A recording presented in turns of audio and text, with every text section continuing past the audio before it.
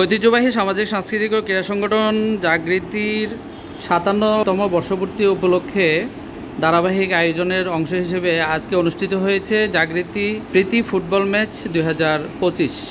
এই উপলক্ষে এই আয়োজিত এই ফুটবল টুর্নামেন্টে বিশেষ অবদানের জন্য আজকে জাগৃতির সম্মানিত সদস্য জনাব মোহাম্মদ সালাম ভাইকে বিশেষ সম্মাননা স্বরূপ একটি ক্রেস্ট প্রদান করছেন।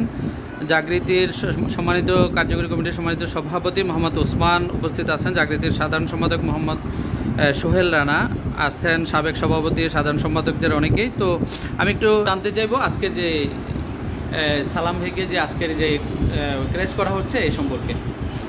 ধন্যবাদ। আসলে এম এস সালাম সম্বন্ধে আমরা সবাই জানি, অসাধারণ ক্রীড়া ব্যক্তিত্ব, মাঠের মানুষ।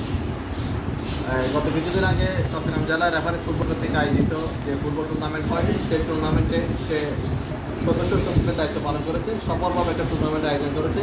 সেই জন্য জাগৃতির সদস্য হিসাবে জাগৃতির পক্ষ থেকে অভিনন্দন জানাচ্ছি এবং মোবারকবাদ জানাচ্ছি। সাথে সাথে আমাদের এই টুর্নামেন্ট আয়োজনে রেফারেন্সদের যে সাপোর্ট, এটা সে অনবদ্য আমাদেরকে দিয়ে যাচ্ছে এবং আগামীকালও দিবে। সেই লক্ষ্যে তাকে আমরা আজকে এই সম্মাননা প্রদান করছি। আমরা তার জন্য শুভকামনা জানাচ্ছি জাগৃতি পরিবারের পক্ষ থেকে, তার উজ্জ্বল ভবিষ্যৎ কামনা করছি।